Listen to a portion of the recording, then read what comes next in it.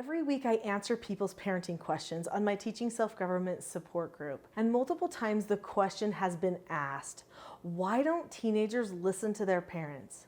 People just want to break through to their children. They want to have the type of communication where it seems like everybody respects where everybody else is at, and that the children respect and honor where the parents have been so that they listen to the advice that they need. Well, we need to learn more about self-governing in order to understand why we're having a problem and what we can do to fix it so that your teenagers will listen to you.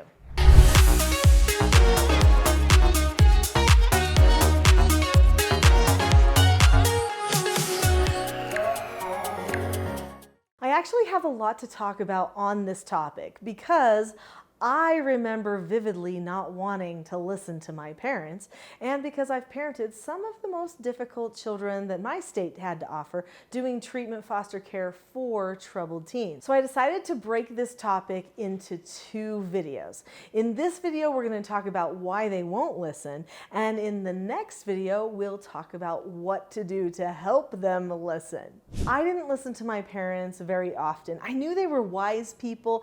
They had a lot to offer, you know, in comparison to other parents out there, but they just seemed kind of out of touch. In fact, one of the things that showed me they were out of touch was because they didn't know how to read a lot of the cues that I was giving them. Now, maybe as a young person, I didn't even understand my own cues that much. But once a parent starts lecturing a child, the child gets the impression, oh, you don't even understand what I'm saying. You're just going to talk and talk and talk until I'm done listening.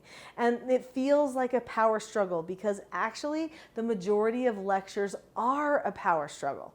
So lecturing is never a good idea. And lots of times when parents lecture, children just shut their ears down. In fact, a good rule of thumb is you have about 30 seconds to really make a difference and to hook them in to what it is you're going to say next. So it's okay to actually plan out some of the things that you will say in order to make sure that they feel invested in listening to you. Another thing that my parents did was they got emotional. So when I wouldn't listen or when I didn't seem like I was easy to reach, then they would start to let their emotions show. Once they got emotional and they started taking my behavior personally, then I felt like they weren't actually somebody that I could relate to. They weren't somebody I wanted to listen to, that they were probably just trying to control me. Another thing that my parents did sometimes is they would complain. They would complain to their friends about my misbehavior, and they would complain about even having to do the talking to me about the problems and how much time it would take and how hard it is raising children. We've got to be careful about that, don't we? Let's make sure that we don't just become complainers and our children think of themselves as just one of our projects. We need to be people. We need to be united. That was one of the struggles I had with my parents, is really getting on the same page with them and uniting with them. And it didn't happen until I was probably about 14 years old that I started the process of unifying with them. And it actually was me that started the process at that time. And that's because I made some deliberate choices for myself that allowed me to decide changing my own behavior for a desired outcome was actually a good idea. And it wasn't anything that they gave me the idea to do. I had a need. My need was to be understood. And I didn't feel like my parents really understood where I was coming from. So I would push against them again and again. Every time that they would tell me stuff or try to correct me about things, I would start pushing, emotionally pushing, verbally pushing, my body language and behavior was pushing because I just wanted them to care about what I had to say. But I was going about it completely wrong. I was being controlling and very selfish. I was only worried about what I was getting out of it and what they were doing to me.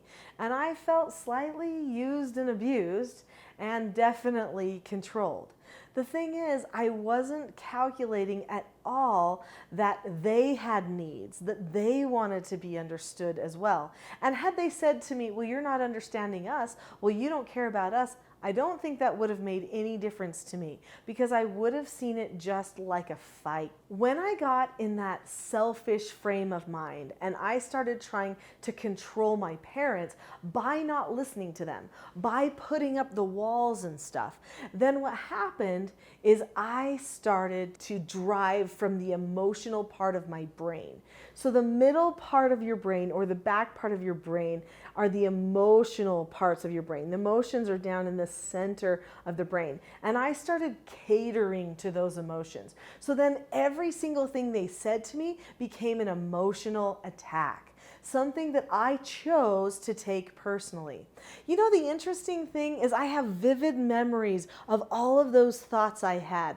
Maybe those are just a special gift that I get so that I can be good at doing parenting and teaching people what children are thinking. But I remember knowing I'm going out of control. I am choosing to think this. But it just felt like the right thing to do. My emotions were firing. I wasn't being understood. I felt like I needed to just give in to that so that I could feel something that seemed powerful. So I did, and I would get emotional. And this did not help my relationship with my parents. So how did I get myself back in the right brain? I had to prepare ahead of time so that in the minute I would actually be in the correct position of my brain. And there was a special neighbor who helped me prepare ahead of time to make a plan for what I would do so that I wouldn't be trapped in this situation again. So this particular neighbor extended a challenge to me.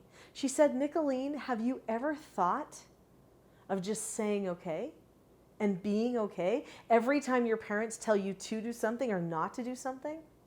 I was convinced that idea was insane, that it would never work, that my parents wouldn't listen to me just because I all of a sudden became passive. She wasn't asking me to be passive. She challenged me to be assertive, to take control of myself, and to make a difference in my relationship with my parents. That challenge changed everything for us.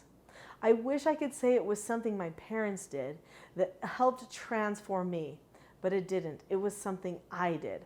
Although now I know what parents can do to help their children have changes of heart, like I was lucky enough to have because of a kind neighbor who took an interest in me. So now that we've covered why they won't listen to us, let's talk about what to do when your teenager won't listen to you. That's the next video, part B to this series.